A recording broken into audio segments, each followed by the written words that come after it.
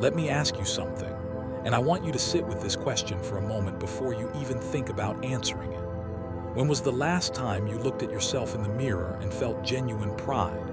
Not the kind of pride that comes from likes on a photo or a compliment from someone who barely knows you, but the deep, quiet pride of knowing you are becoming the person you promised yourself you would be. When was the last time you ended a day and thought, I gave everything I had, I left nothing on the table, I moved the needle on my own life?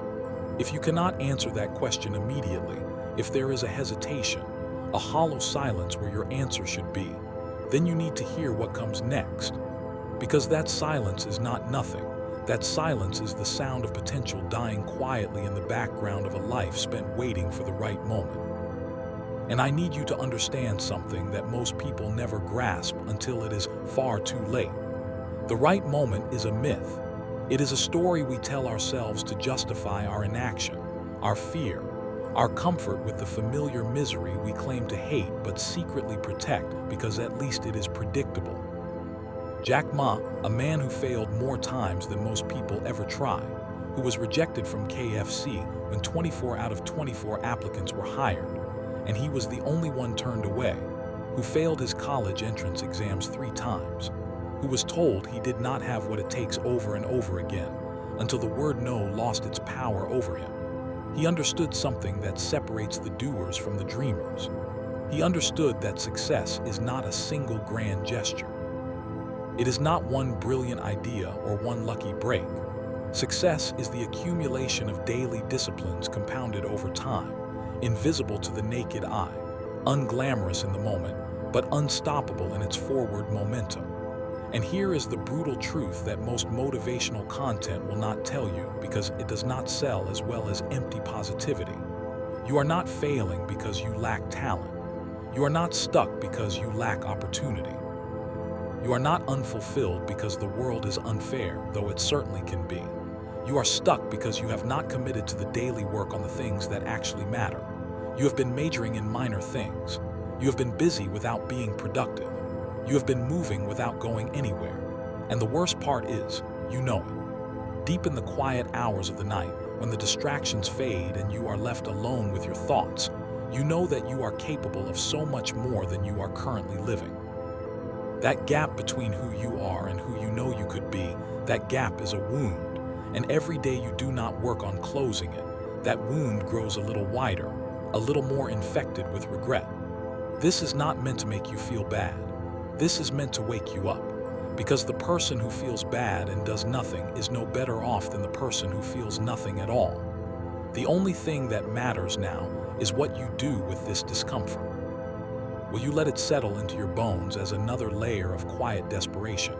Or will you let it become the fuel that finally ignites a fire nothing can put out? What follows are 10 things you must work on every single day, drawn from the spirit of Jack Ma's relentless resilience, his refusal to accept limitation, and his deep understanding that the only approval you need is the approval of your future self looking back and saying thank you for not giving up on me. Asterisk 1. Your vision must be fed before your mouth is fed. There is a reason most people never break free from the gravitational pull of an average existence, and it has nothing to do with their circumstances, and everything to do with what they focus on in the first waking moments of their day.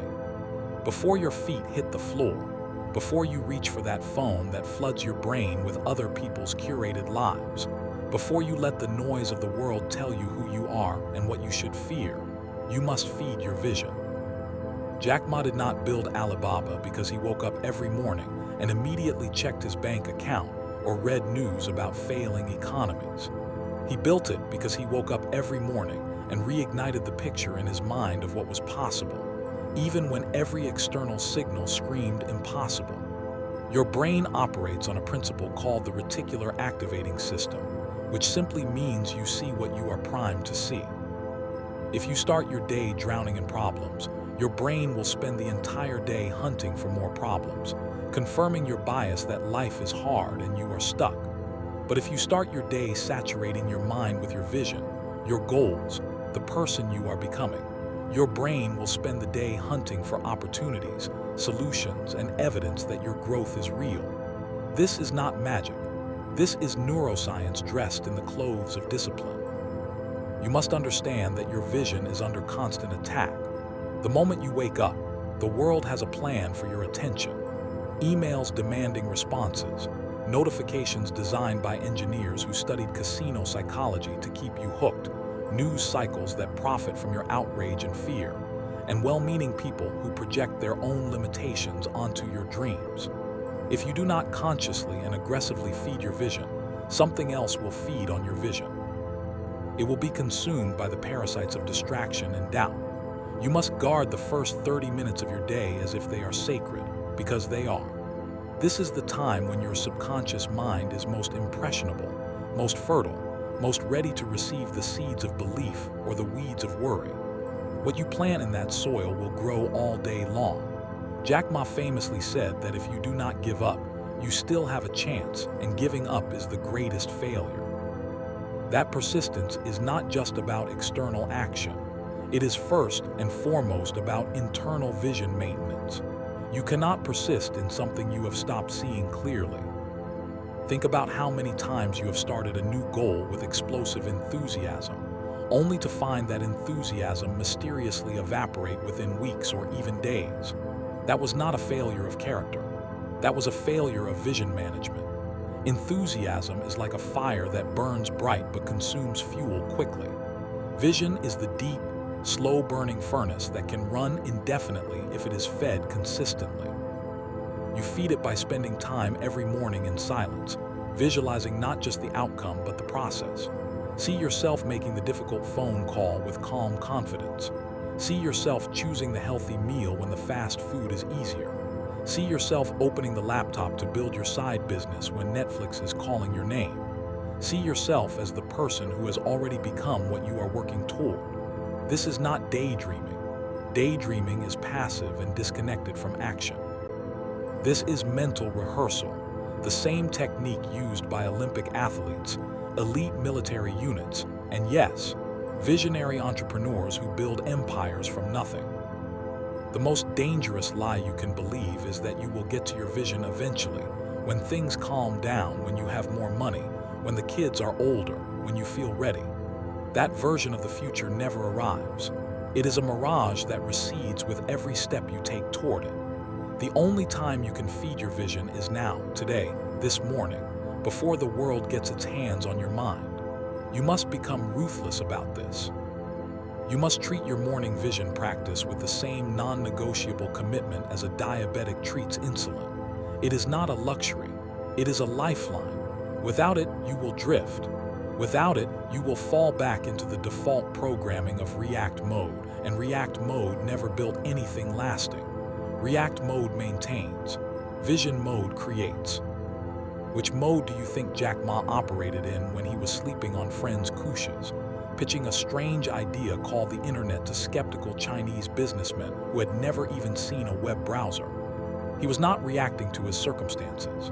He was creating from his vision, and that vision was so vivid, so alive inside him, that the rejection and the poverty and the setbacks were just noise outside the cathedral he was building in his mind.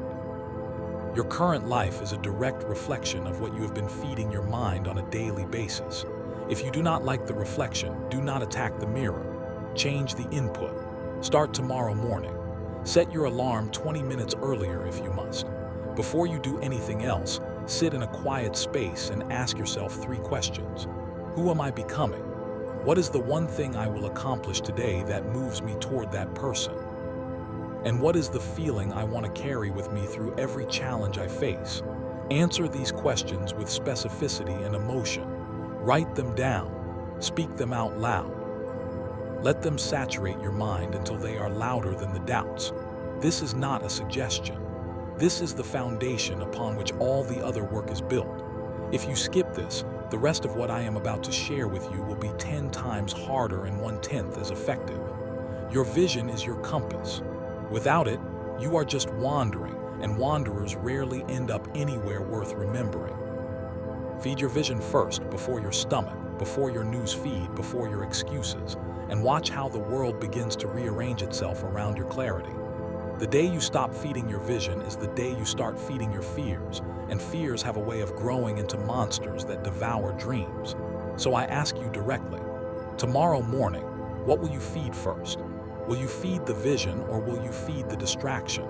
The answer to that question is the answer to where you will be 5 years from now. Say this out loud. I feed my vision before the world feeds me its noise, and I become what I consistently behold. Asterisk 2. Your self-talk must become your greatest ally instead of your worst enemy. There's a voice inside your head that has been running a commentary on your life since you were old enough to form thoughts. And for most people, that voice is an absolute menace. It is a critic, a saboteur, a prophet of doom who speaks with such familiarity that you mistake its lies for truth. You would never let another human being speak to you the way you speak to yourself. If a friend told you that you were not smart enough, not talented enough, that you would probably fail, so why even try, you would remove that person from your life immediately and without ceremony. Yet you allow that exact voice to rent space in your head every single day, and you even pay it with your potential. Jack Ma's story is not just a story of external resilience. It is a story of internal warfare. He had to battle the voice that told him he was not good enough after failing his exams. He had to silence the voice that said he was a failure after being rejected from dozens of jobs.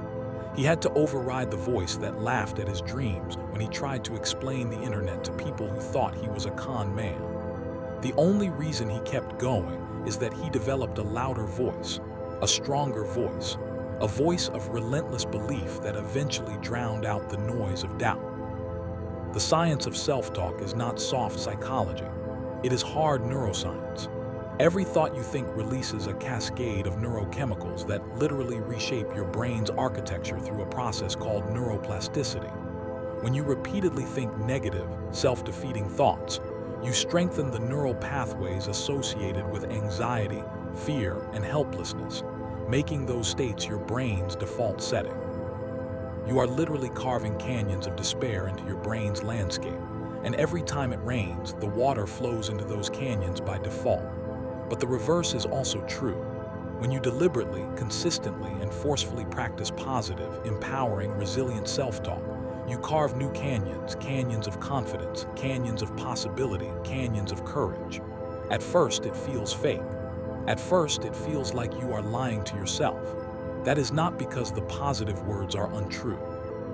It is because the negative canyons are deeper, and the water of your thoughts flows there automatically. You have to dig the new channels by hand, one thought at a time, until they become deep enough to catch the flow. You must become the warden of your mental prison and the architect of your mental palace at the same time. This begins with awareness. You cannot change a voice you do not hear. For the next 24 hours, I want you to do something uncomfortable.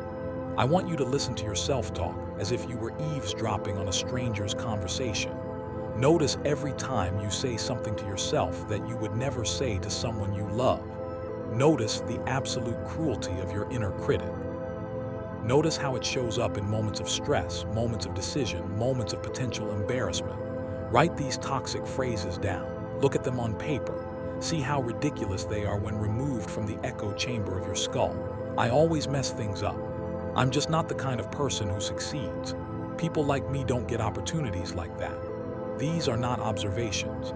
These are sentences you are serving, and you are the judge, the jury, and the jailer. Once you have identified the toxic scripts, you must replace them with intentional, powerful, truthful alternatives. Not empty affirmations that have no emotional weight, but statements of becoming that acknowledge your current struggle while declaring your future reality.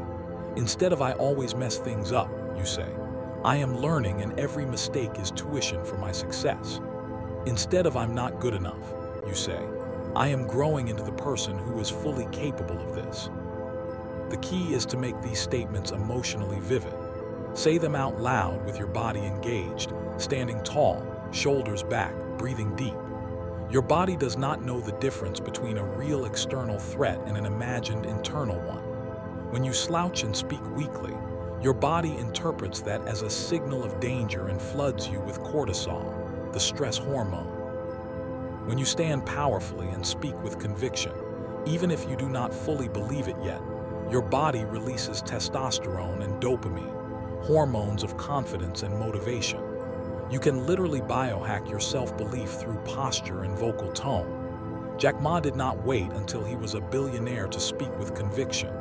He spoke with conviction when he had nothing, and that conviction eventually attracted everything. There is a particularly nasty strain of self-talk that disguises itself as realism. It says things like, "I'm just being practical," or "I don't want to get my hopes up." This voice is a liar dressed in sensible clothing. It is not protecting you from disappointment. It is guaranteeing it. Lowering your expectations so you never feel the sting of failure is like lowering your immune system so you never feel the sting of a vaccine. You are protecting yourself from a small pain by ensuring a chronic disease. Hope is not dangerous. Hope is the fuel of human achievement. Getting your hopes up and having them dashed is not a tragedy. It is training. It is the emotional conditioning required to build resilience. The only way to never have your hopes crushed is to never have hopes, and that is a death sentence for your soul. Jack Ma's hopes were crushed repeatedly. He failed his exams, failed his job interviews, failed his early business ventures. Each time, his hopes were shattered on the rocks of reality. But each time, he gathered the pieces and rebuilt them into something even bigger. That is not naivety. That is the disciplined self-talk of a man who refuses to let external circumstances write his internal narrative. Your self-talk also extends to how you interpret events. Two people can experience the exact same setback. One says, "This is proof that I'm a failure," and spirals into depression. The other says, "This is feedback that my approach needs adjustment," and pivots with renewed determination. Same event, different story, radically different outcome. You are always telling yourself a story about what your life means. The question is whether you are the author of that story or just a passive reader consuming whatever narrative your past conditioning and current fears have written for you. You must seize the pen. You must write a story of growth, of resilience, of a protagonist who faces obstacles and transforms through them. This is not delusion. This is authorship. And every great figure in history, from Jack Ma to Nelson Mandela to Oprah Winfrey, has understood that the story you tell yourself about your circumstances is more important than the circumstances themselves. Start tonight before you sleep. Replay the day's events but reframe them. That mistake you made at work is not evidence of your incompetence. It is a lesson in what not to do tomorrow. That rejection you received is not a closed door. It is a redirection toward a door you have not yet tried. That moment of awkwardness in a social situation is not proof that you are unlikable. It is a reminder that you are human and humans are gloriously imperfect. Reframe everything. Do this until it becomes a reflex. The voice that once said, "I can't," will begin to whisper, "I will find a way." The voice that said, "I'm not worthy," will begin to declare, "I am becoming." This is the alchemy of self-talk. This is how you turn the lead of your fears into the gold of your future. So I ask you plainly, if your self-talk was broadcast on a loudspeaker for everyone you love to hear, would you be proud of it or would you be ashamed? If the answer is ashamed, you have work to do. And that work starts now, not tomorrow, not when you feel better, but now in this moment, with the very next thought you choose to think. Say this out loud. The voice I speak to myself with becomes the voice of my destiny, and I choose a voice that builds empires, not prisons. Asterisk 3. Your daily habits are casting votes for the person you will become tomorrow.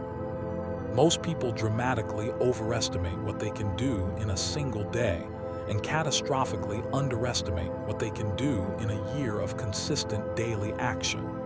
The illusion of the overnight success is one of the most damaging myths in our culture, and it has infected your thinking more than you realize.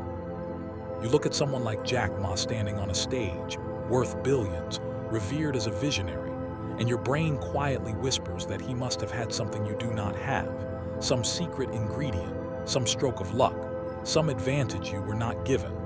That whisper is a lie designed to let you off the hook. The truth is that Alibaba was not built in a day, a month, or even a year. It was built in thousands of days that looked utterly unremarkable from the outside. Days of grinding through technical problems, days of pitching to investors who said no, days of managing team conflicts and cash flow crises and regulatory nightmares, days that did not make headlines but made the company. Your life is being built the same way, whether you are intentional about it or not. Every day, your habits are casting votes for the person you will be in 5 years. The question is whether those votes are being cast for the candidate you actually want to win. Consider the mathematics of small improvements. If you improve by just 1% each day, you will not be 365% better at the end of the year. You will be 37 times better because improvements compound like interest. But the dark corollary of this law, which nobody likes to talk about, is that decline also compounds. If you get 1% worse each day through neglect, through bad habits, through putting things off until tomorrow, you do not just end up a little bit worse. You end up nearly 37 times worse. That is why people wake up at 40, 50, 60 years old and wonder how their lives got so far off track. It did not happen in one catastrophic event. It happened in 1,000 tiny surrenders that nobody noticed, least of all themselves. Jack Ma understood the power of compounded daily action. He did not wait for the perfect conditions to start building his vision. He started with what he had, where he was, and he worked on it every single day, regardless of how he felt, regardless of how others responded, regardless of whether the results were immediately visible. The most dangerous habit you can have is the habit of waiting for motivation to strike before you take action. Motivation is a feeling, and feelings are unreliable. They are weather patterns in your mind, and you would never let the weather outside determine whether you go to work, take care of your children, or pay your bills. Yet you let the weather inside determine whether you work on your dreams. This is backwards. Action does not follow motivation in the way most people think. Action precedes motivation. It is the doing that creates the feeling of wanting to do more, not the other way around. The brain releases dopamine not just when you receive a reward, but in anticipation of a reward when you make progress toward a goal.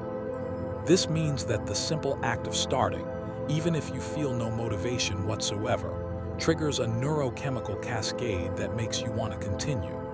You have to prime the pump with action, and then motivation flows. Jack Ma did not wake up every day feeling inspired to build an e-commerce empire in a country with no e-commerce infrastructure. He woke up, started working, and the inspiration found him in the middle of the work. Your environment is the invisible hand that shapes your habits more than your willpower ever will. This is a truth that most self-improvement advice misses entirely. You can have all the willpower in the world, but if your environment is designed to make bad habits easy and good habits hard, you will eventually break. Your brain is wired to conserve energy, which means it will always gravitate toward the path of least resistance. The key is not to fight this tendency, but to harness it. Design your environment so that the path of least resistance leads to the behaviors you want to cultivate. Want to read more? Put a book on your pillow so you have to touch it before you go to bed. Want to stop scrolling social media in the morning? Charge your phone in a different room and buy a standalone alarm clock. Want to eat healthier? Do not keep junk food in your house. Do not rely on your willpower to resist the cookies at 10 p.m. when you are tired and your defenses are low. Remove the cookies. Make the healthy choice the easy choice. This is not cheating. This is strategic self-management.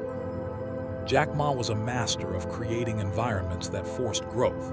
When he was learning English as a young man, he would ride his bike to a hotel that catered to foreign tourists and offer to give them free tour of his city, just so he could practice speaking English with native speakers. He did not wait for an English class to be convenient. He manufactured an environment where practicing English was unavoidable. He created a context where the person he wanted to become was the natural outcome of his daily actions. What environment have you created for yourself? Look around your home, your workspace, your social circle.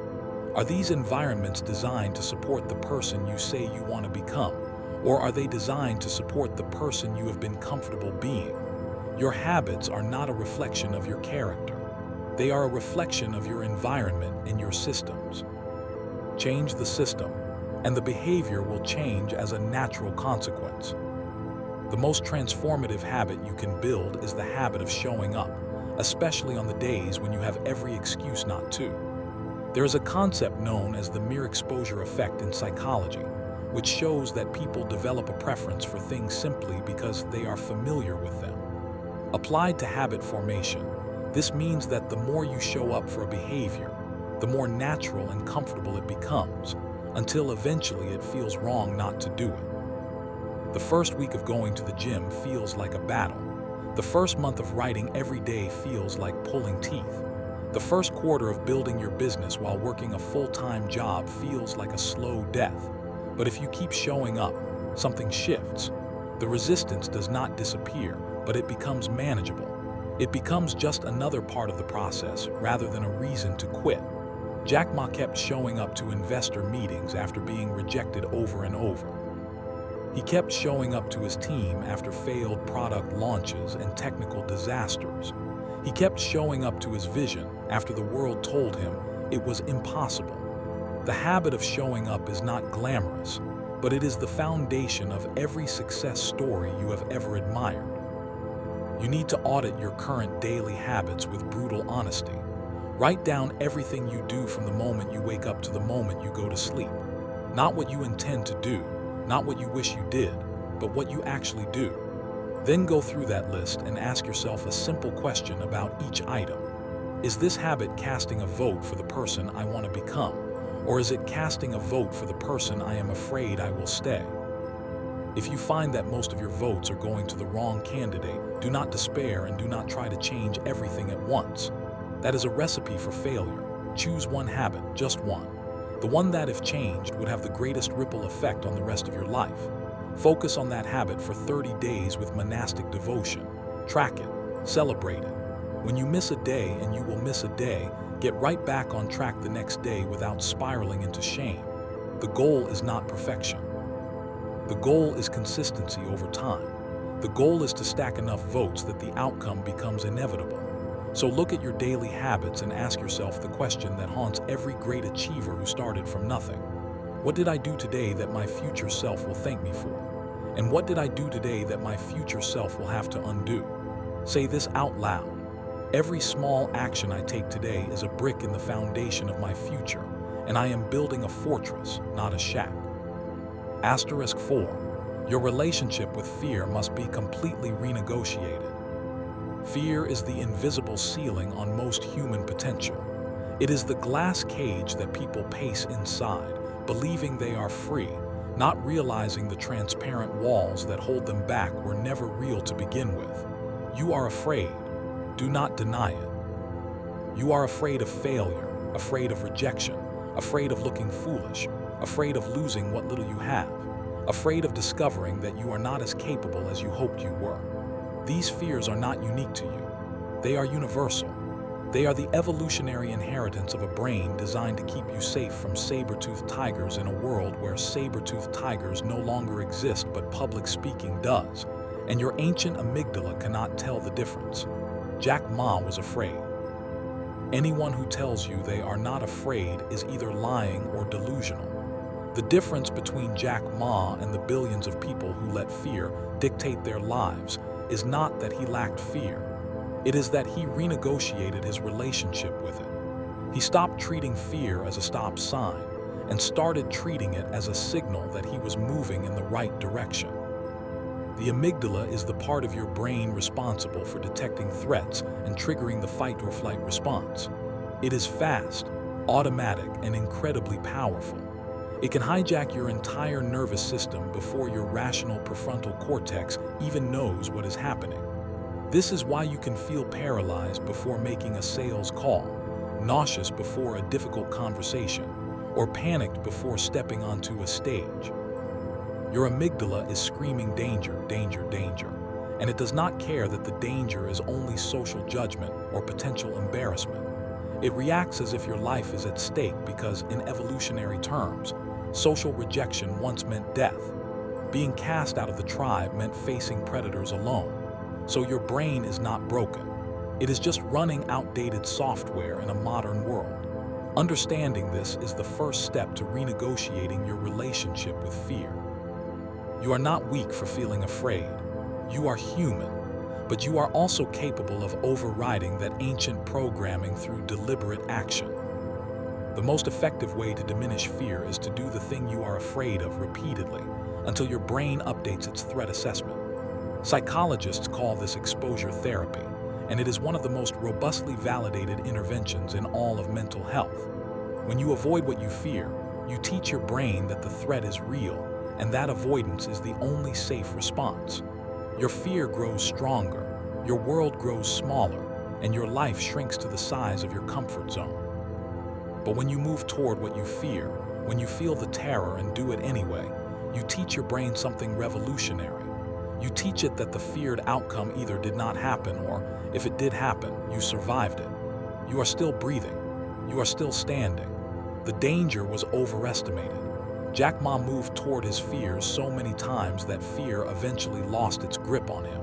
He spoke broken English to foreigners when he was a teenager, risking embarrassment. He applied to Harvard 10 times and was rejected every single time, risking the sting of failure. He pitched his vision to investors who laughed at him, risking humiliation. Each time he moved toward fear, he expanded his capacity for courage, and his brain learned that the monsters were mostly shadows. You must develop a mantra for the moments when fear grips you. It must be simple enough to remember when your rational brain is offline and your amygdala is in control. Something like, "This fear is just excitement without breath," or "I am not in danger, I am just uncomfortable, and discomfort is the price of growth." Say it out loud. Use your body to change your mind. Stand up. Breathe deeply into your belly. Roll your shoulders back. Open your chest. These physical actions signal to your nervous system that you are safe, that you are in control, that the threat is manageable. Your body and your mind are in a constant feedback loop. Change one and the other follows. Jack Ma's body language when he speaks is not the body language of a fearful man. It is open, expansive, animated. He did not wait until he felt confident to adopt that posture. He adopted that posture to generate confidence, and you can do the same. Fear of failure deserves special attention because it is the king of all fears that hold people back. You have been conditioned since childhood to see failure as a negative outcome, a red mark on your permanent record, a sign that you are not measuring up. This conditioning is a tragedy because failure is not the opposite of success. Failure is a component of success. It is the raw material from which success is built. Jack Ma failed constantly. He failed exams, failed job interviews, failed early business ventures. He calls himself a very lucky person, not because he avoided failure, but because he learned from it early and often. He understood that failure is feedback. It is the universe's way of saying, "Not that way, try a different approach." When you reframe failure as information rather than indictment, the fear of it loses its sting. You stop trying to avoid failure and start trying to learn from it. This is not a semantic trick. This is a fundamental shift in how you relate to risk, to growth, to life itself. The fear of what other people think is another insidious prison. You are constantly, often unconsciously, running a simulation in your mind of how others are perceiving you. Will they think I am stupid? Will they think I am arrogant? Will they think I am a fraud? This simulation runs so constantly that you may not even notice it, like the hum of a refrigerator that only becomes apparent when it stops. But it is draining your energy, narrowing your choices, and keeping you small. The truth that will set you free is this: other people are thinking about you far less than you imagine. They are busy running their own simulations, trapped in their own fears, preoccupied with their own lives. The spotlight effect is a well-documented psychological phenomenon where people overestimate how much others notice and remember about them. You are the main character in your story, but you are a background extra in everyone else's. This is not an insult. This is liberation. If people are not thinking about you that much, then you are free to take risks, to be bold, to be yourself, without the paralyzing weight of imagined judgment. There is a fear that is even deeper than the fear of failure or judgment, and that is the fear of your own greatness. This might sound strange at first, but stay with me. You are not just afraid of failing. You are also, perhaps primarily, afraid of succeeding beyond your current identity.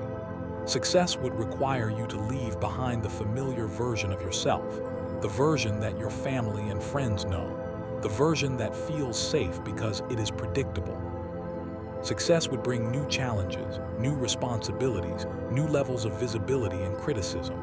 Your subconscious mind, which prioritizes safety above all else, often sabotages your conscious efforts because it perceives success as a threat to your current identity and social bonds.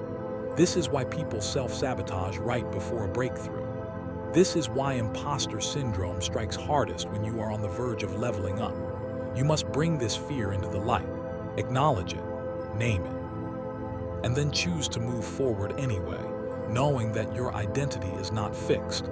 It is a story you are writing, and you are allowed to write a bigger story. Renegotiating your relationship with fear is not a one-time event. It is a daily practice. Every morning, ask yourself, what am I afraid of today, and how will I move toward it instead of away from it? Make a list. It does not have to be big things. It can be the conversation you have been putting off, the email you have been dreading to send, the project you have been afraid to start. Then do one thing from that list before the day ends. Not all of them. 1. Build the muscle of courage one rep at a time. Over time, you will develop a new relationship with fear. It will not disappear, but it will transform from a jailer into a guide. It will become the thing that points you toward growth rather than the thing that keeps you from it. Jack Ma's legacy is not that he was fearless. His legacy is that he was terrified and did it anyway, thousands of times, until doing it anyway became his default setting.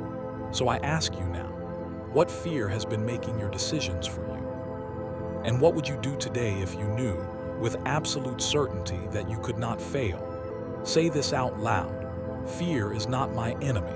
Fear is the compass that points me toward my expansion, and I will follow that compass wherever it leads. Asterisk 5. Your emotional resilience must be forged like steel in the fire of daily adversity. Life is not going to get easier just because you have big dreams. In fact, the moment you decide to pursue something extraordinary, life has a way of testing you with extraordinary challenges. This is not a punishment. This is a filtering mechanism. The obstacles that appear on your path are not there to stop you. They are there to stop the people who do not want it badly enough. Jack Ma's journey was not a smooth ascent from poverty to power. It was a brutal, grinding, soul-crushing climb through valleys of disappointment, rejection, and near collapse. There were moments when he questioned everything, moments when the weight of it all threatened to bury him. What kept him going was not an absence of pain. It was an abundance of emotional resilience. He had trained himself over years of small and large adversities to absorb shock, process pain, and keep moving forward. This is not a trait you are born with. It is a skill you develop, and like any skill, it requires daily practice. Emotional resilience begins with how you interpret adversity. When something goes wrong, which it inevitably will, your mind immediately constructs a story about what that event means. For most people, the default story is one of victimhood. Why does this always happen to me? This is so unfair. I can't catch a break. These stories feel satisfying in the moment because they remove personal responsibility and invite sympathy, but they are poisonous to resilience. They rob you of agency. If you are a victim of circumstances, then you are powerless to change those circumstances. Jack Ma could have easily adopted the victim narrative. He grew up poor in communist China. He was rejected from every traditional path to success. He had every excuse to blame the system, blame the economy, blame his lack of connections. Instead, he chose a different story. He chose the story of the underdog, the story of the unconventional path, the story of the persistent dreamer who would not be denied. Same facts, different story, completely different emotional outcome. You must build the skill of cognitive reframing until it becomes second nature. When adversity strikes, before you react emotionally, pause, take a breath, ask yourself 3 questions. First, what is one thing about this situation that I am grateful for, even if it is just the fact that I am alive to experience it? Second, what is one thing I can learn from this that will make me stronger or wiser? Third, what is one step I can take right now, no matter how small, to move forward? These questions shift your brain from the reactive amygdala to the thoughtful prefrontal cortex. They interrupt the spiral of negative emotion and redirect your mental energy toward growth and action. This is not toxic positivity. This is not denying that bad things happen or that you are allowed to feel pain. You are absolutely allowed to feel pain. Feel it, grieve it. Then use these questions to ensure the pain is not wasted. Pain is an expensive teacher, but she teaches lessons that nothing else can. Do not pay the tuition and skip the class. Resilience is also built through what psychologists call distress tolerance. This is the ability to sit with uncomfortable emotions without immediately trying to escape them. In the modern world, escape is always available. Your phone is a pocket-sized numbing device. Social media, streaming, food, alcohol, shopping, all of these are at your fingertips, ready to distract you from the discomfort of being alone with your thoughts. But every time you escape discomfort, you weaken your resilience muscle. You teach your brain that discomfort is dangerous and must be avoided at all costs. This makes you fragile. The next discomfort that comes along, and it will come along, hits you harder because you have no practice handling it. Jack Ma could not escape his discomfort. When he was broke and rejected, there was no easy numbing available. He had to sit with the discomfort, process it, and keep moving. That forced conditioning built a resilience that later allowed him to weather storms that would have destroyed a less prepared person. You can build your distress tolerance in small, deliberate ways every day. Take a cold shower for 30 seconds at the end of your normal shower. Do not distract yourself. Feel the discomfort. Notice that it is intense but temporary. Notice that you are still alive on the other side. Sit in silence for 10 minutes without reaching for your phone. Feel the restlessness arise. Watch it. Let it pass. Engage in a difficult conversation you have been avoiding instead of letting it fester. Feel the anxiety, speak anyway, and notice that the world did not end. These small daily acts of facing discomfort are like push-ups for your resilience. They may seem trivial, but they compound. Over time, you develop a deep, unshakable knowing that you can handle hard things. And when the truly hard things arrive, and they will, you will not shatter. You will bend, process, and return to center. Your emotional resilience is also deeply connected to your sense of purpose. Viktor Frankl, a psychiatrist who survived the Nazi concentration camps, wrote that a person who has a why can bear almost any how. Jack Ma had a why that was bigger than his personal comfort. His vision was not just about getting rich.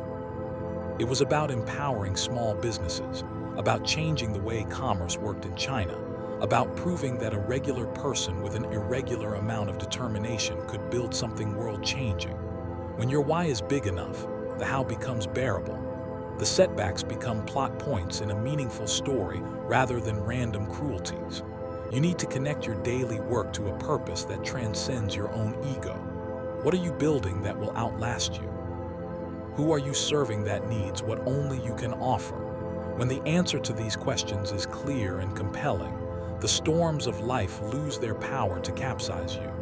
They may rock your boat, but you will not sink. Another aspect of emotional resilience that is rarely discussed is the ability to ask for and receive support. Jack Ma did not build Alibaba alone. He built it with a team of people who believed in the vision and supported each other through the dark times.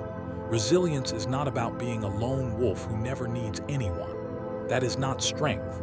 That is isolation dressed as strength. True resilience includes the humility to say, I am struggling and I need help. It includes the wisdom to surround yourself with people who will lift you up when you cannot lift yourself, who will speak truth when your own self-talk has turned against you, who will remind you of your why when you have temporarily forgotten. Do you have those people in your life? If not, that is work you must prioritize. Find your tribe. Build relationships of mutual support. Be the person for others that you need for yourself. The most resilient people are not the ones who never break. They are the ones who break and then rebuild, stronger than before every single time. This concept is known as post-traumatic growth, and it is one of the most hopeful findings in modern psychology. Adversity does not have to leave you diminished. It can leave you expanded with deeper wisdom, greater compassion, and a more profound appreciation for life. But this growth is not automatic. It requires intentional processing. It requires the discipline to extract meaning from suffering.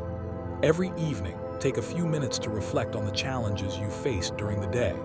Ask yourself what they taught you, how they shaped you, what gift was hidden inside the difficulty. This practice transforms you from a passive recipient of life's blows into an active alchemist, turning lead into gold. So I ask you now, what is the hardest thing you are facing right now, and what is it teaching you that you need to learn for the next level of your life? If you cannot answer that question, sit with it until you can. The answer is there, and finding it is the key to your growth. Say this out loud. Every challenge I face is making me stronger, wiser, and more prepared for my destiny. I do not break. I bend, I learn, and I rise. Asterisk 6. Your relationships must be curated with the precision of an art collector, protecting a masterpiece asterisk. You have heard the famous saying, attributed to various wise people throughout history, that you are the average of the 5 people you spend the most time with. This is not just a catchy phrase. It is a psychological reality with profound implications for your life trajectory. Your brain contains mirror neurons, specialized cells that fire both when you perform an action and when you observe someone else performing that same action. This is the neural basis of empathy, but it is also the neural basis of unconscious mimicry. You are constantly, automatically absorbing the behaviors, attitudes, beliefs, and emotional states of the people around you.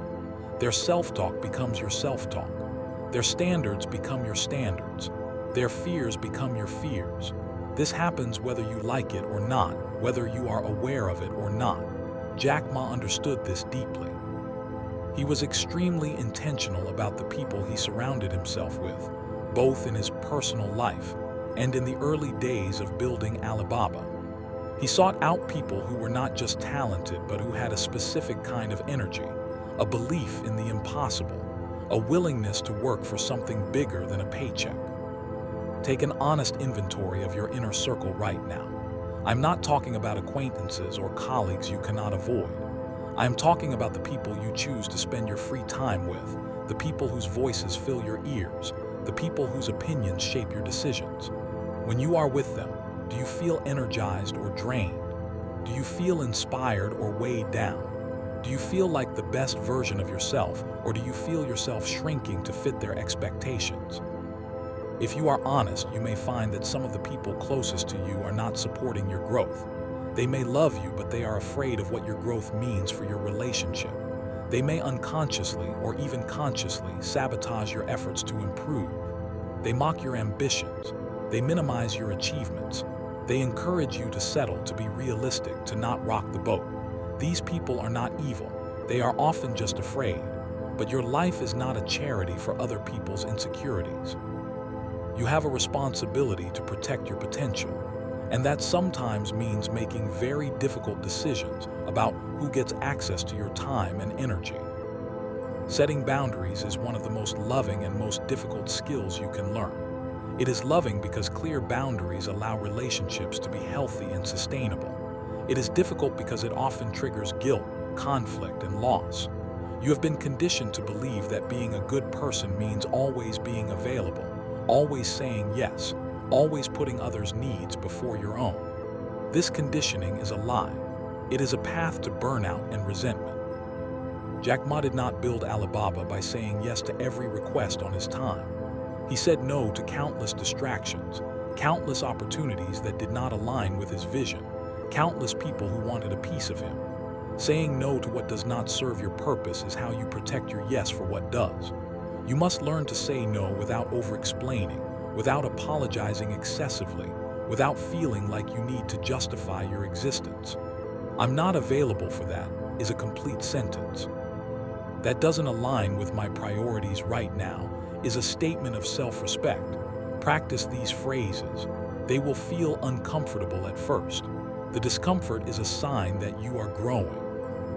You also need to actively seek out relationships that stretch you. This is counterintuitive because our natural inclination is to seek comfort and validation. We want to be around people who agree with us, who make us feel good about ourselves, who do not challenge our assumptions. But comfort is the enemy of growth. You need people in your life who are further along the path than you are, who will look at your work and say, "That's good, but it could be great," who will ask you hard questions, who will hold you to a standard higher than you might hold yourself. These relationships are not always easy. They can bruise the ego, but they are invaluable. Jack Ma surrounded himself with people who knew things he did not know, people who challenged his thinking, people who brought skills and perspectives that complemented his own. He was not threatened by their expertise.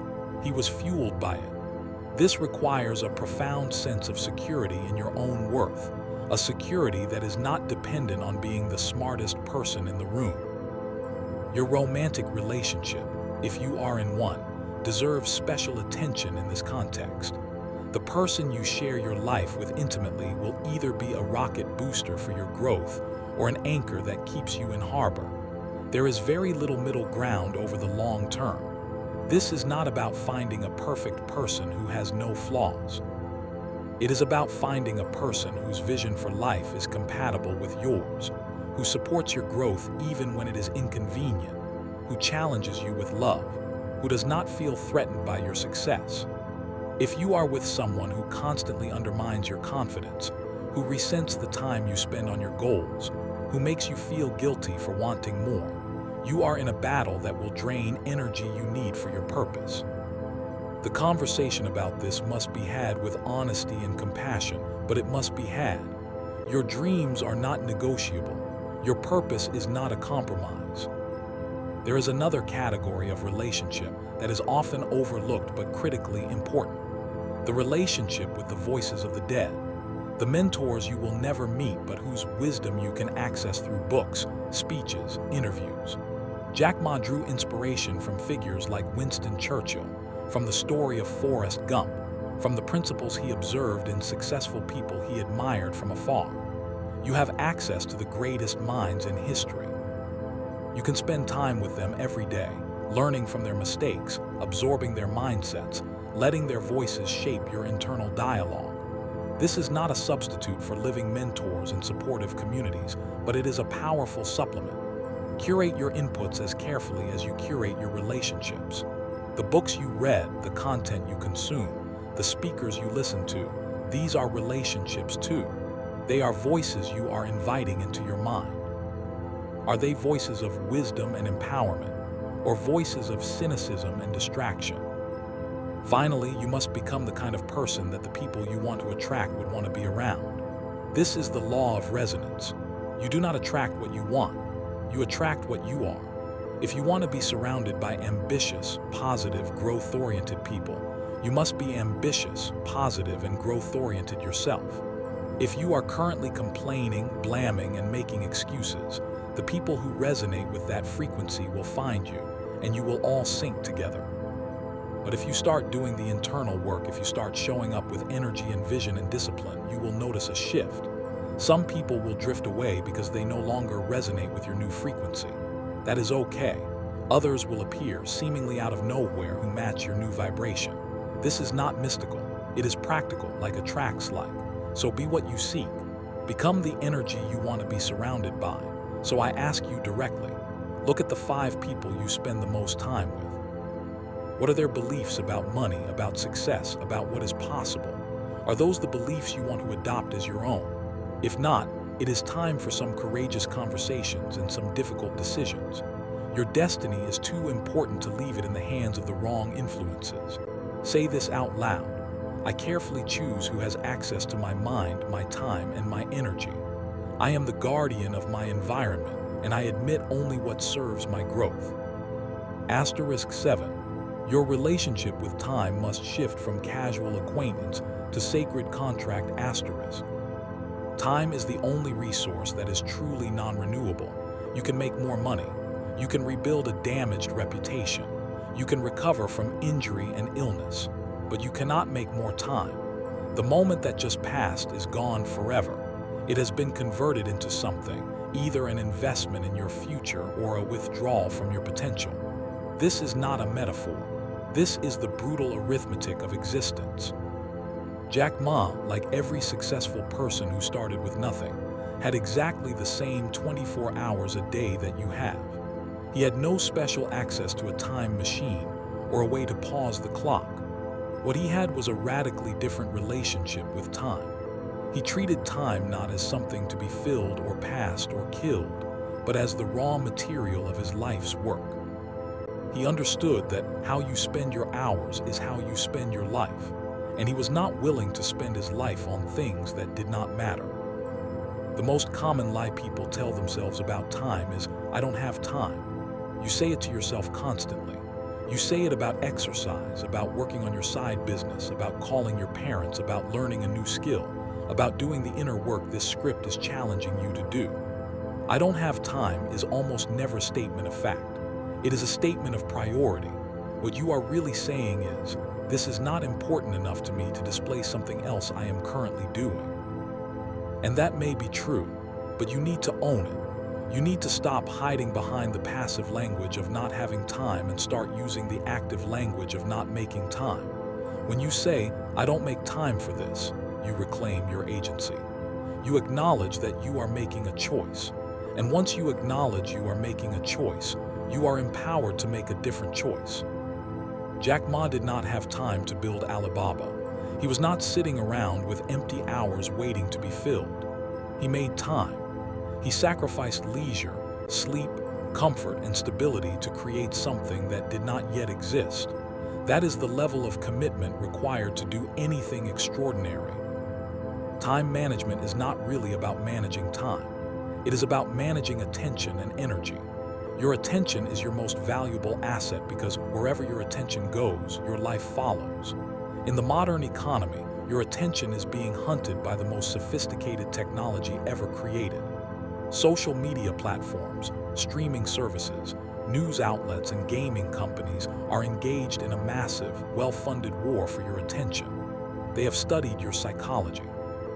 They know exactly how to hook you, how to keep you scrolling, how to make you feel like you are doing something when you are doing nothing. If you do not consciously defend your attention, it will be stolen from you. Jack Ma built his focus like a fortress. He was notorious for his ability to concentrate on the most important thing while ignoring the noise. This is a skill you must cultivate. It means turning off notifications. It means setting specific times for email and messages rather than being constantly reactive. It means creating blocks of deep work where you are unreachable, where you do the kind of thinking and creating that actually moves the needle. There is a concept from economics called opportunity cost. Every choice you make has a cost, which is the value of the best alternative you gave up.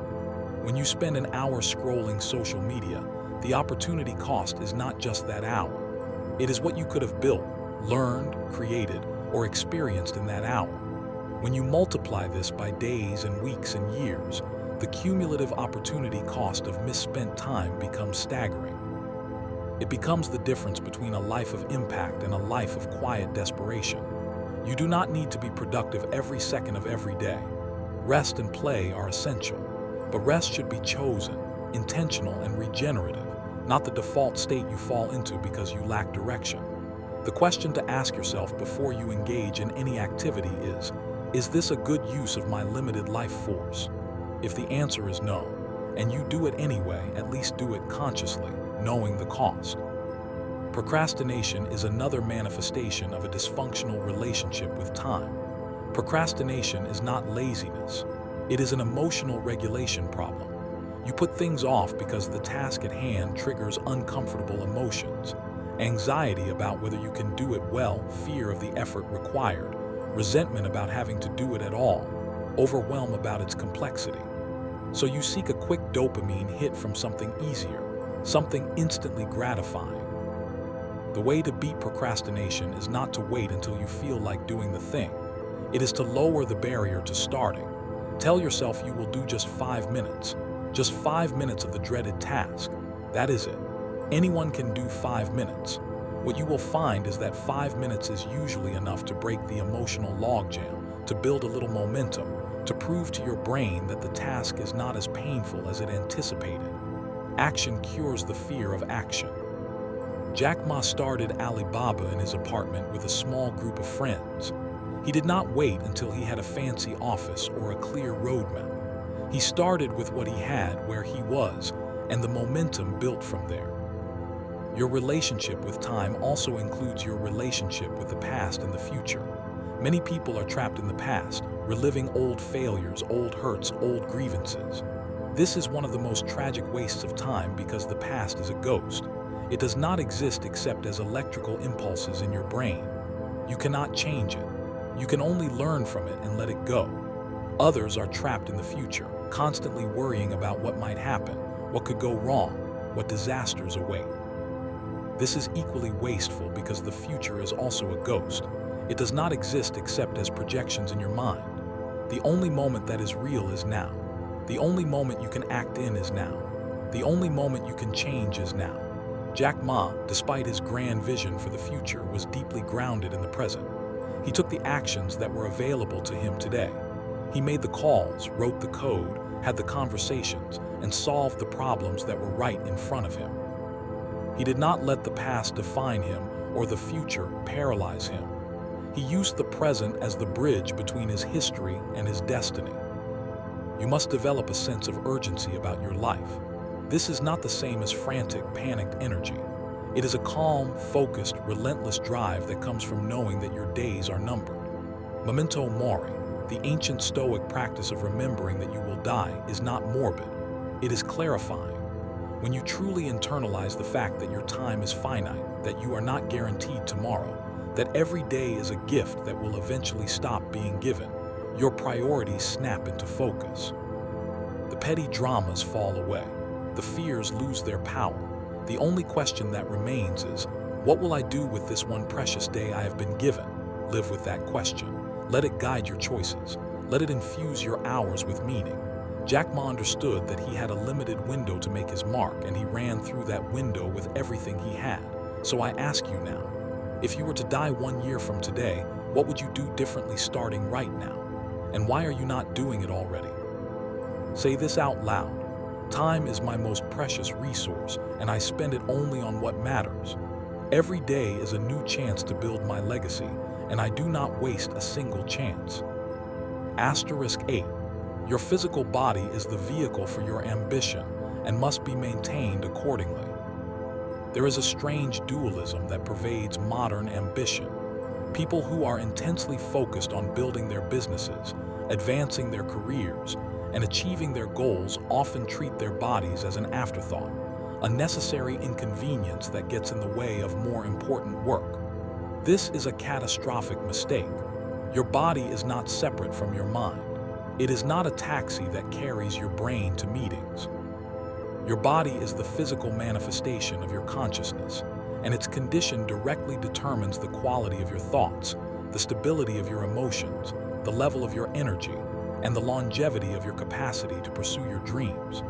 Jack Ma, despite his grueling schedule and the immense pressure he was under, understood the importance of physical vitality. He was known for his energetic presence, his animated movements on stage, his ability to sustain long hours of work. That did not happen by accident. It happened because he took care of the vehicle.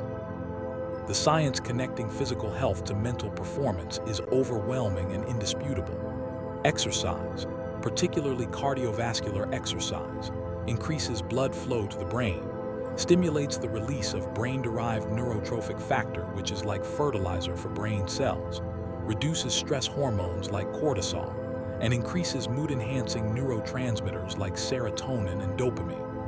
A single workout can improve your focus and cognitive flexibility for hours afterward. A consistent exercise habit can literally grow the parts of your brain associated with memory and executive function. You cannot afford not to exercise. This is not about vanity. This is about capability. The entrepreneur who skips the gym to work an extra hour is making a trade that is mathematically unsound. The hour gained is lost many times over in reduced creativity, impaired decision-making, and diminished resilience. Sleep is another non-negotiable that high achievers often neglect at their peril. There is a toxic culture of sleep deprivation in some circles, where sleeping 4 hours a night is worn as a badge of honor. This is pure foolishness. Sleep is when your brain consolidates memories, clears metabolic waste, and repairs cellular damage. Chronic sleep deprivation impairs your judgment to a degree comparable to alcohol intoxication. It makes you emotionally volatile, cognitively dull, and physically vulnerable. Jack Ma has spoken about the importance of rest and recovery, understanding that you cannot pour from an empty cup. You need to prioritize sleep with the same discipline you apply to any other aspect of your goals. This means setting a consistent bedtime, creating a wind-down routine, keeping your bedroom dark and cool, and keeping screens out of the bedroom. It is not weak to need sleep. It is human. And honoring your humanity is a strength, not a weakness. Nutrition is the fuel you put in your engine, and too many people are running premium ambitions on low-grade fuel. The food you eat is literally the building material for your brain's neurotransmitters, your body's cells, and your energy systems.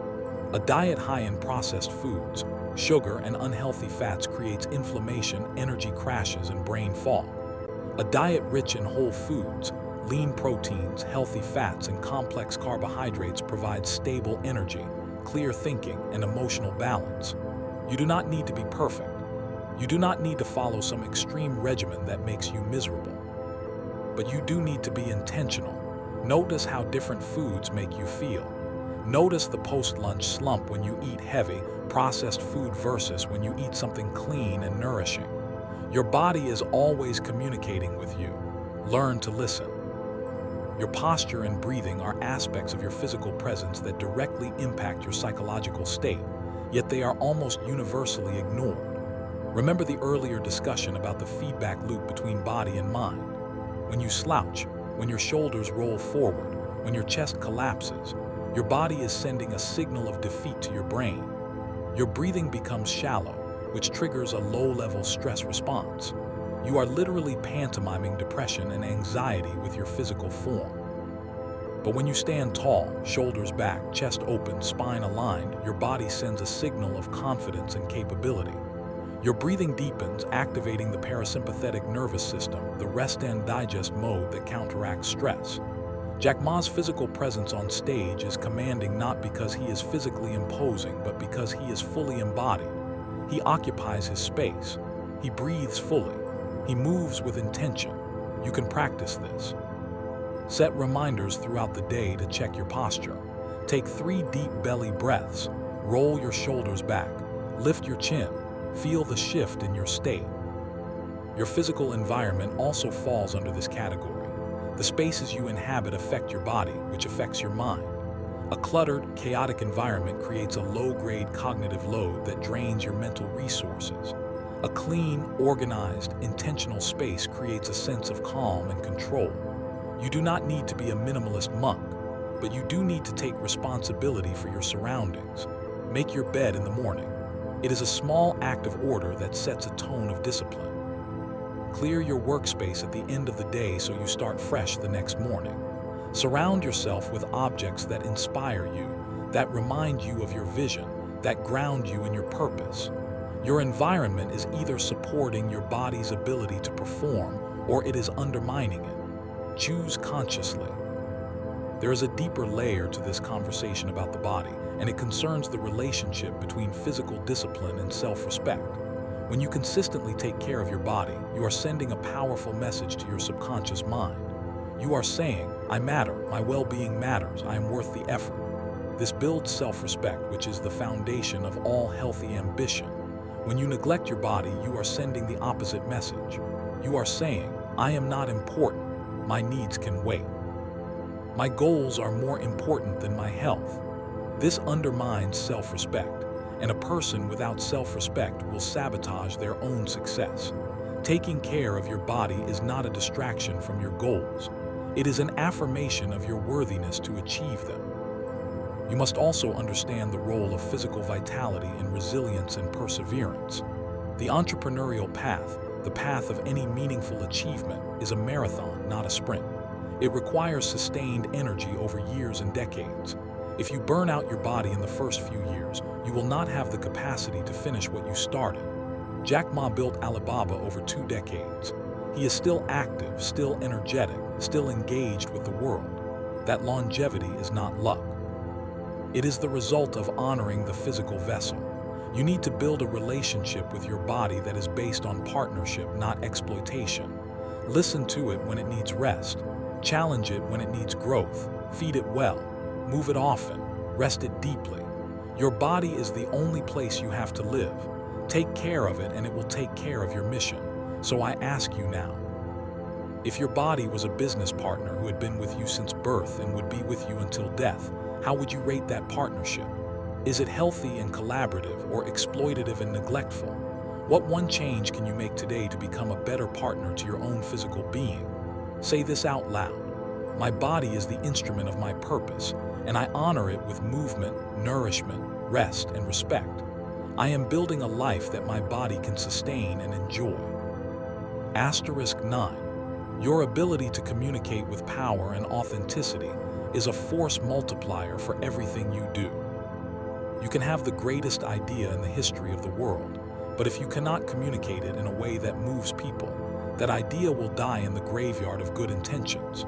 You can have a burning desire to lead, to inspire, to make a difference, but if your words fall flat and your presence is forgettable, your impact will be a fraction of what it could be. Jack Ma is not a technical genius. He has said many times that he knows very little about technology. What he is a world-class communicator. He can stand in front of a crowd of thousands or a small team in a meeting room and articulate a vision with such passion, such clarity, such authenticity that people cannot help but want to be part of it. This is not a natural gift he was born with. It is a skill he developed through relentless practice, starting as a young man giving free tour to foreigners just to practice his English. Communication is a learnable skill, and it is one of the highest leverage investments you can make in your future. The foundation of powerful communication is not technique, it is authenticity. People have a highly tuned radar for insincerity. You cannot fake passion. You cannot perform authenticity in a way that feels real. The most powerful communicators are those who speak from a place of deep conviction, who are so aligned with their message that the words are simply an overflow of their inner reality. Jack Ma speaks about his vision, his failures, his beliefs with a raw honesty that disarms skepticism. He is not trying to sound smart. He is trying to tell the truth as he sees it. You must do the same. Before you worry about your vocabulary or your hand gestures, worry about your conviction. Do you believe in what you are saying? Are you speaking from experience? Are you willing to be vulnerable, to admit what you do not know, to share what you have struggled with? That willingness to be human, to be imperfect, to be real, is what creates connection. Your voice is an instrument, and like any instrument, it can be trained. Most people go through life using only a fraction of their vocal potential. They speak in a monotone, they mumble, they trail off at the end of sentences. They use filler words like and like that dilute their message. Your voice has the capacity for incredible range. It can be loud and commanding, soft and intimate, fast with excitement, slow with gravity. Jack Ma's voice is dynamic. He varies his pace, his volume, his pitch to match the emotional content of what he is saying. He uses silence effectively, letting a powerful point land before moving on. You can practice this. Record yourself speaking. Listen to it even though it will feel uncomfortable at first. Notice where your voice could be more expressive. Read aloud. Practice varying your delivery. Your voice is the primary medium through which your vision travels to other minds. Train it. Your body language while communicating is equally critical. The research on nonverbal communication suggests that a significant portion of your message's impact comes not from your words, but from your tone, your facial expressions, your gestures, your posture. When you are communicating, your whole body is speaking. Are your arms crossed defensively, or are they open and welcoming? Are you making eye contact, or are you looking at the floor? Are you standing confidently, or are you shrinking? Jack Ma on stage is a masterclass in engaged body language. He moves, he gestures, he makes eye contact with different parts of the audience. He uses his whole body to express his message. You do not need to be on a stage to practice this. You communicate every day with colleagues, with family, with friends. Treat every interaction as a chance to practice embodying your message fully. Listening is the most underrated communication skill. Most people do not listen to understand. They listen to reply. While the other person is talking, they are mentally rehearsing their next sentence, waiting for their turn to speak. This is not communication. This is parallel monologue. Powerful communicators are powerful listeners. They listen with their full attention. They ask questions that demonstrate genuine curiosity. They make the other person feel heard and understood. Jack Ma, for all his charisma, is known to be a good listener. He built Alibaba by listening to what small businesses needed, by listening to his team's ideas and concerns, by listening to the market. When you listen deeply, you gain information, you build trust, and you make the other person more receptive to what you have to say. Practice listening in your next conversation. Give the other person your complete, undivided attention. Do not interrupt. Do not formulate your response while they are speaking. Just listen. Notice how the quality of the interaction transforms. Storytelling is the most persuasive form of human communication. Facts inform, but stories move. Jack Ma does not just present data about Alibaba. He tells stories about the early struggles, about the rejection, about the vision of a world where small businesses can compete with giants. These stories stick in the mind. They engage the emotions. They make abstract concepts concrete and memorable. You need to become a student of storytelling. The stories you tell about yourself, about your business, about your vision, these are the vehicles that carry your message into the hearts of others. What is your story? What is the narrative arc of your journey? Where did you start? What obstacles did you face? What did you learn? Where are you going? Craft this story. Refine it. Tell it until it flows naturally. Your story is your unique contribution to the conversation of humanity. The ability to handle conflict and difficult conversations is a communication skill that separates leaders from followers. Most people avoid difficult conversations. They let resentments fester, let misunderstandings compound, let problems grow unchecked because they fear the discomfort of addressing them. This avoidance is costly. It destroys teams, ruins relationships, and caps careers. Powerful communicators lean into difficult conversations with a combination of honesty and compassion. They address the issue directly without attacking the person. They use I statements instead of you accusations. They seek to understand before demanding to be understood. They focus on solutions rather than blame. Jack Ma undoubtedly faced countless difficult conversations in building his company, with co-founders, with investors, with regulators. His ability to navigate those conversations with directness and respect preserved relationships and moved the mission forward. Practice this in your own life. Have the conversation you have been avoiding. Do it with care, but do it. The relief and clarity on the other side are worth the discomfort. Public speaking is the arena where all these skills converge, and it is the fear that most people rank higher than death. The thought of standing in front of a group, being judged, potentially looking foolish, is genuinely terrifying. But public speaking is also one of the most powerful ways to amplify your message and establish your authority. Jack Ma has spoken to audiences around the world, not because he was born comfortable on stage, but because he practiced, he failed, he improved, and he kept showing up. You do not need to start with a stadium. Start with a small team meeting. Start with a toast at a family dinner. Start with a local meetup or a class. Volunteer for opportunities to speak. Join a group like Toastmasters. Every time you speak publicly, you build the muscle. You prove to your brain that you can survive it. Over time, the terror diminishes, and what replaces it is a sense of excitement and purpose. Your written communication is also part of this picture. In a world of email, messaging, and social media, your ability to write clearly, persuasively, and concisely is a career superpower. Take the time to craft your messages. Reread before you send. Remove unnecessary words. Be direct. Be clear. Be human. The discipline of writing well sharpens your thinking and extends your influence beyond your physical presence. Jack Ma's internal communications at Alibaba were legendary for their motivational power. He understood that words, whether spoken or written, are the architecture of culture. So I ask you now, if you had to give a speech tomorrow about the one thing you believe in most passionately, could you do it with power and conviction? If the answer is no, what are you going to do today to start building that skill? Your message deserves to be heard, and the world needs what only you can say. Say this out loud. My voice matters, my message is valuable, and I commit to developing the communication skills to share my vision with clarity, passion, and authenticity. Asterisk 10. Your commitment to lifelong learning is the only insurance policy against obsolescence. The world is changing faster than at any point in human history. The knowledge and skills that are valuable today may be worthless in 5 years. The industries that seem unshakable today may be disrupted into oblivion tomorrow. In this environment, the most dangerous belief you can hold is that you have learned enough, that you know enough, that your education is complete. It is not. It is never complete. Jack Ma is a voracious learner.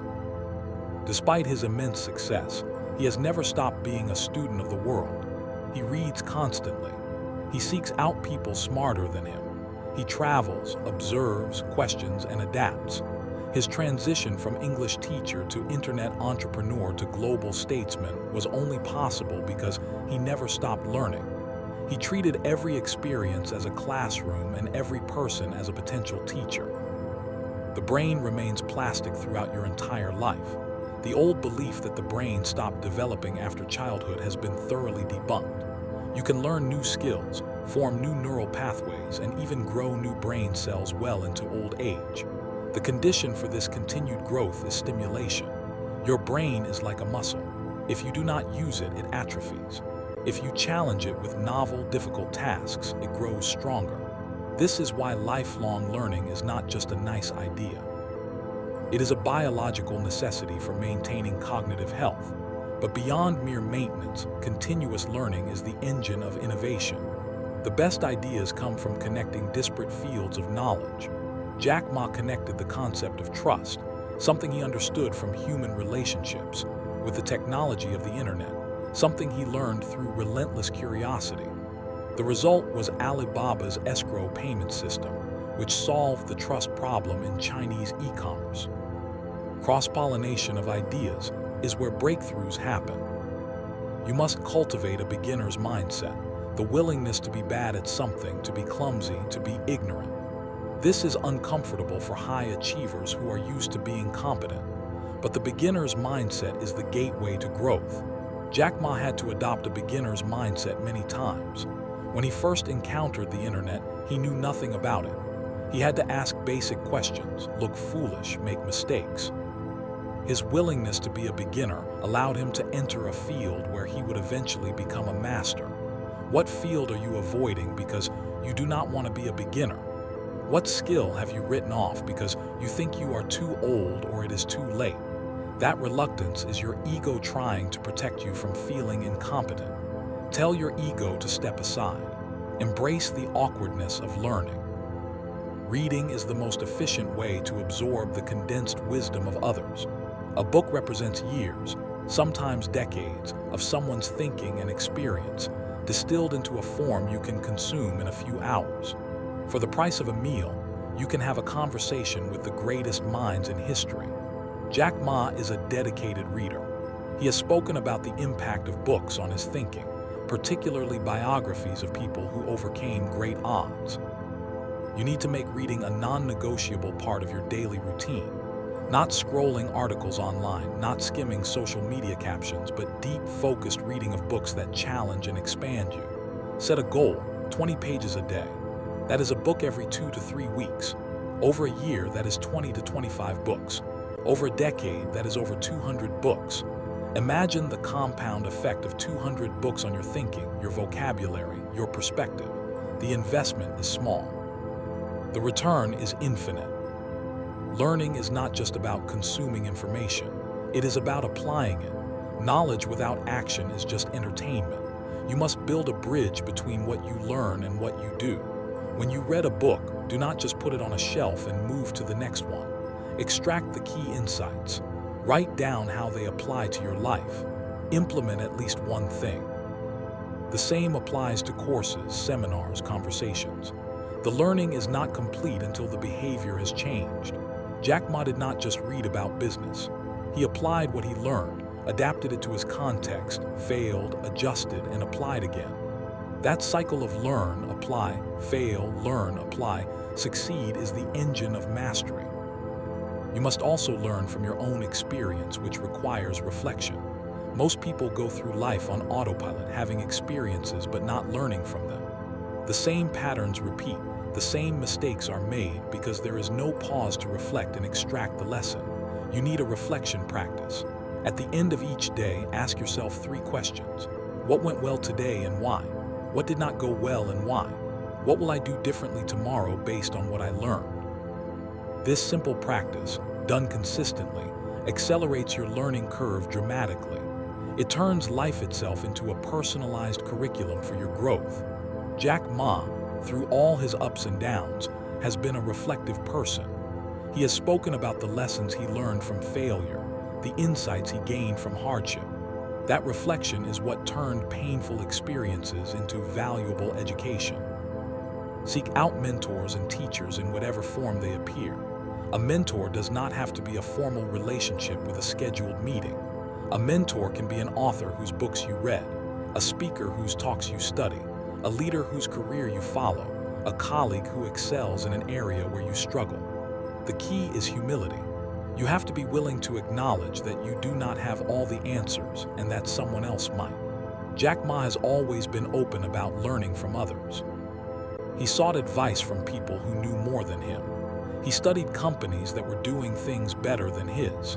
He was never too proud to learn. That humility, combined with his ambition, created a powerful growth engine. Finally, you must learn about yourself. Self-awareness is the meta skill that makes all other learning possible. You need to understand your own strengths, weaknesses, triggers, biases, and patterns. You need to know what motivates you and what drains you, what you are naturally good at, and what requires extra effort. This self-knowledge allows you to work with your nature rather than against it, to design your life and work around your unique configuration of talents and challenges. Self-awareness is built through introspection, through feedback from others, through personality assessments, through journaling, through therapy or coaching. It is an ongoing process, not a destination. Jack Ma's self-awareness is evident in his public persona. He knows he is not a technical expert, so he surrounds himself with technical experts and focuses on what he does best, vision and culture. He knows his story resonates with people, so he tells it authentically. Know yourself and you will know how to navigate the world with wisdom. So I ask you finally, what is the last new skill you intentionally learned? What are you currently learning that will make you more valuable, more capable, more alive a year from now? If you cannot answer those questions with excitement, it is time to reignite your curiosity. The world is a vast, fascinating classroom, and your education is a lifelong adventure. Say this out loud. I am a lifelong student of life, hungry for wisdom, humble in my ignorance, and committed to growing every single day until my last breath. This journey through the 10 things you must work on every day is not a checklist to be completed and forgotten. It is a way of life to be embraced. It is the path of the warrior of growth, the seeker of excellence, the builder of legacy. Jack Ma's story is not a template for you to copy exactly. His circumstances were his own, and yours are yours. But the principles that animated his rise, vision, self-talk, habits, fear negotiation, resilience, relationships, time mastery, physical vitality, communication, and lifelong learning, these principles are universal. They are available to you. They are waiting for you to activate them in your own life, starting today, starting right now. The only question that remains, the only question that has ever mattered, is what you will do with this information. Will you let it be another wave of inspiration that crashes over you and recedes, leaving you unchanged? Or will you let it be the turning point, the moment when you finally said enough to the old patterns and fully committed to the new? Your future self is watching. Your future self is helping you make the right choice. Do not let them down.